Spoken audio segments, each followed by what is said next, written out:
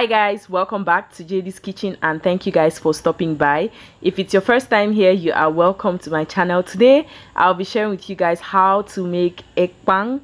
Ekwang is a traditional Cameroonian meal made out of cocoyams, cocoa leaf. I'm going to jump straight into sharing with you guys the ingredients you'd use to make your ekwang, and then I'll show you guys the process. Of course, you need cocoyam. You're going to have to peel, wash and grind your cocoyam. You're also going to need cocoa leaves to wrap your cocoyam. I will be using meat, fish and canda.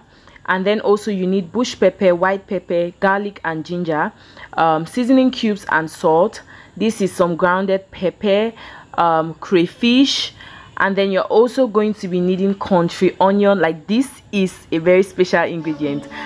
So after grinding your cocoyam, you want to go in and mix it. You add in some water, add in some salt to taste, and then you mix up and mix up and mix up. Your cocoyam when making ekwang has to just be white cocoyam. Do not use red cocoyam. It's going to make your ekwang very strong and you don't want that. So I'm going to continue with the process of adding water until I get it to the texture that I really want. I like my ekwang to be soft and full and moist, so that's why I added that quantity of water.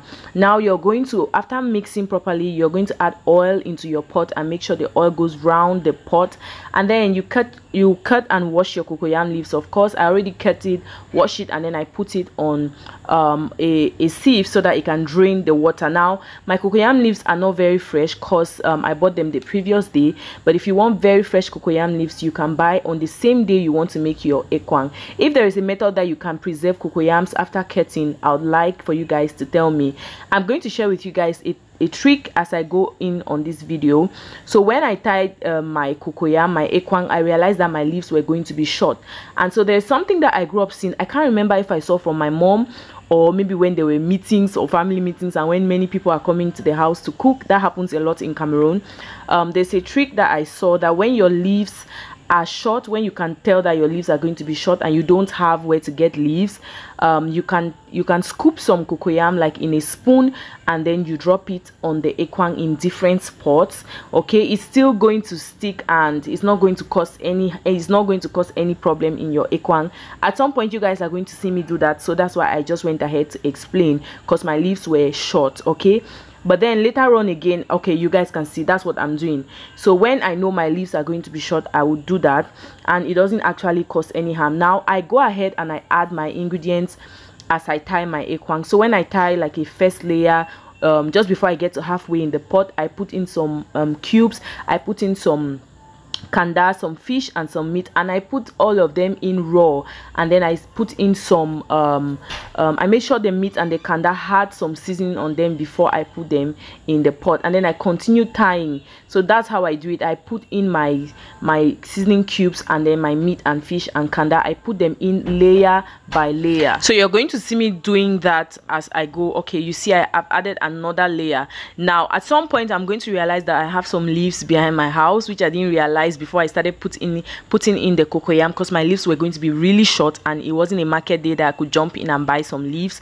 So I ended up realizing that, oh, I have some leaves behind my house, so I went ahead to cut them. So at some point in this video you would notice that I had fresh, very fresh green cocoyam leaves, and that's because I ended up cutting some behind my house. You can see me repeating the step of adding some meat and then putting some seasoning on it again, and then I continue tying. At this point I am now using freshly cut cocoyam leaves from behind the house, and yeah, I'm going to continue the process, tie and tie and tie, and then I'm going to put it on the fire. So when it comes to tying, I'm sorry I didn't get to really explain to you guys like how to tie. I might have to do a separate video on that. So you guys, I think it's worth noting that I cooked this pot of ekwang for 2 hours, like slightly over 2 hours. Okay, so at this point I put my pot on the fire for like over 10 minutes, and I was sure that my cocoyam is stuck together, and then I went ahead to add some water. You can see that I am pouring water on top of cocoyam and it is not running out, like the cocoyam is not running out of the leaf. That's when you know that it's stuck together and it's safe to pour water on top of your pot, or you can just be safer, okay, by pouring just at the corners, so that you're sure, like in the long run I'm going to eventually pour water on top of the cocoyam, because I like my ekwang to be very moist, so sometimes all the time actually I put water above the cocoyam. You're going to see that.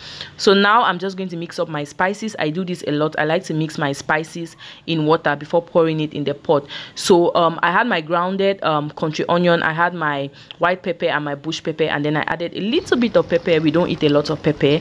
And then now I go ahead to pour in my oil. I'm also trying to watch how much oil I eat, but according to your preference, like how you like it. Now I'm just pouring in everything. You guys, once you put in this mixture, like, you get one hit of flavor, especially when there's country onion. Now sometimes I put my country onion right at the end. I don't know why today I decided to put it in the mix, but yeah, that's what I did today. And with cooking, you can be very versatile and try new things, and what works for you at the end of the day has worked. So I'm just trying to shake my ekwang using a wooden spoon, so I'm sure the oil, the water and everything is penetrating and going under. So at this point my ekwang is boiling and cooking. I'm just going to taste to be sure everything is okay, and then I'll add in my crayfish. We are coming to the end of this cooking. At this point, when your ekwang is ready, you can actually add in some onions. I didn't add onions. I was satisfied with my country onion. Like, I cannot cook ekwang if there is no country onion, because it's not going to be ekwang for me. So what's that one ingredient that you must always have in your ekwang? I've seen people put tomatoes in ekwang. I don't know if I can ever try it. I can taste it if somebody cooks it, but I don't think I can use my hand to put tomato in ekwang, because I feel like it's not traditional, or it's not the way that it should be cooked. But then I believe that people cook in different ways. They grow up seeing their parents and their family members cook differently, so they definitely adopt what they've seen growing up. Now, yeah, I just want to know, what spices do you put in your ekwang that I have not put in mine today?